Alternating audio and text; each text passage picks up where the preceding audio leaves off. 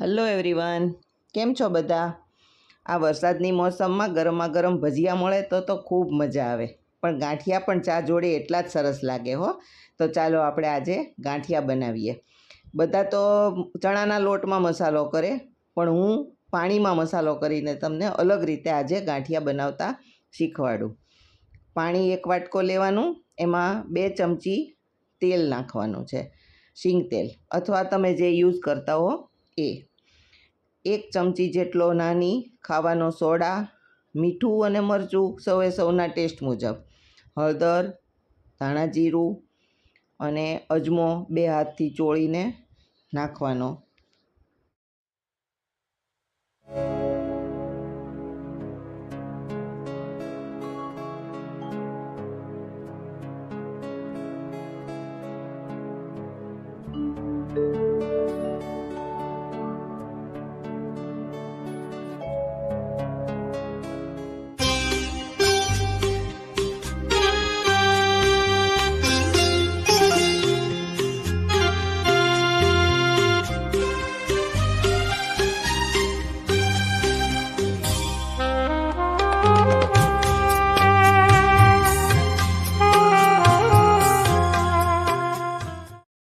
બધો મસાલો પાણીમાં આપણે કરી નાખીએ, પછી એને હાથથી ફીણવાનું છે પાણીને, ચમચાથી નહીં, હાથથી ફીણીને એકદમ ઉપર આમ તેલ આવી જાય ને ત્યાં સુધી કન્ટિન્યુ એને ફીણ્યા જ કરવાનું હાથથી, એકદમ બધું જ અંદર મિક્સ થઈ જાય.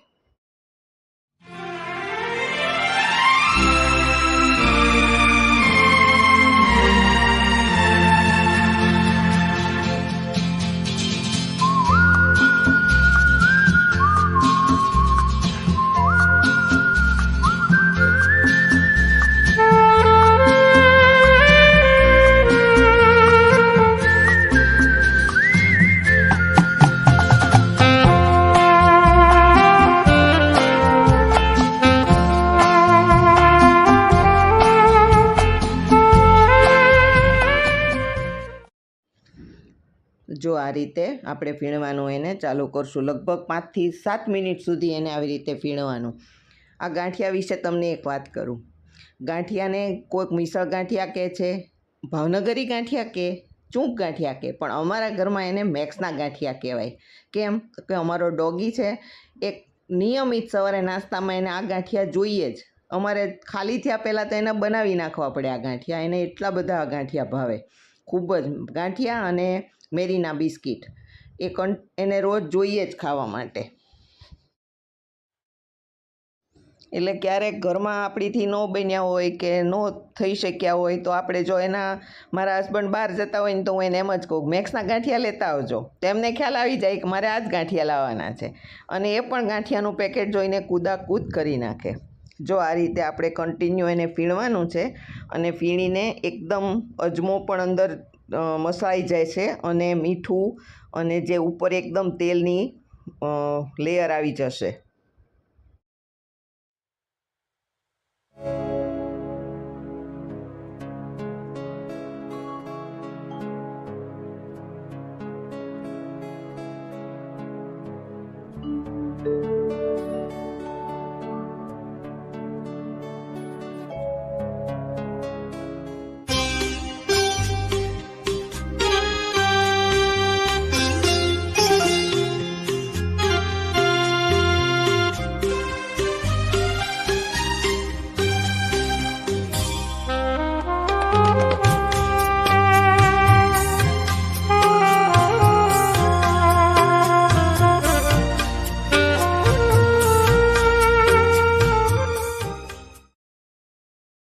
હવે આ જેટલું પાણી છે ને એના માપનો જ તે 1 વાટકી જેટલો આપણે લોટ એડ કરી દઈશું.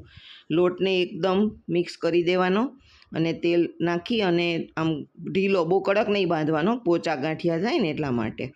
અને એને લોટ બાંધી અને આપણે જે સેવનો સંચો હોય ને એને તેલ લગાડવાનું, હાથને પણ તેલ લગાડી અને સેવના સંચામાં આપણે ભરી દેવાનું.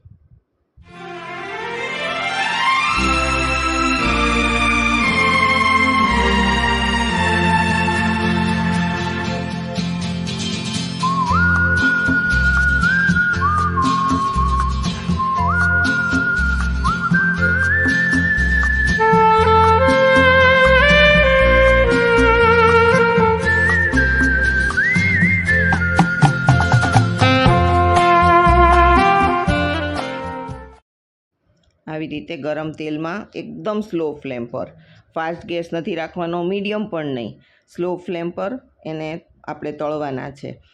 સહેજ આમ તળાશે ને એટલે તરત જ ઉપર આવી જશે ફૂલીને ગાંઠિયા.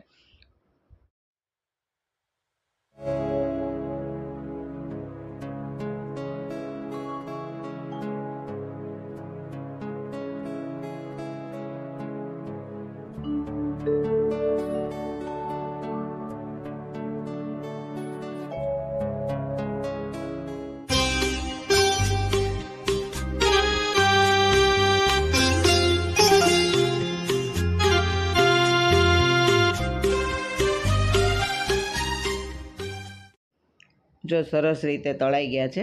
હવે આપણે એને નીકાળી લઈએ અને આ થોડાક ઠંડા થાય ને ત્યાં સુધીમાં બીજો લોટ લઈ આપણે થોડાક પાપડી પાડીએ. પાપડી ગાંઠિયા જે કે ને એનો સંચો ભરી લઈએ આપણે. એ ભરી અને ત્યાં સુધીમાં ગાંઠિયા પણ ઠંડા થઈ જશે. આ સિઝન છે, જાજી વાર બહાર રાખીએ તો પાછા હવાઈ જાય છે તરત જ તે.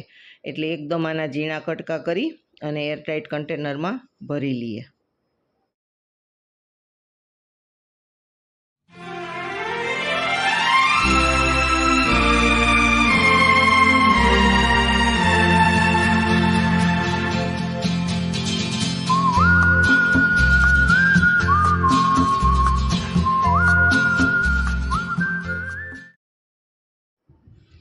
જો આ પાપડી આવી રીતે ગાંઠિયા પાડવાના. આ પણ બહુ સરસ લાગે છે. મોઢામાં અજમો આવે ને એટલે, અને પચવામાં પણ અજમો હોય, થોડીક હિંગ હોય, એટલે આ વરસાદની સિઝનમાં તો ચા જોડે ગરમ ગરમ બહુ જ સરસ લાગે.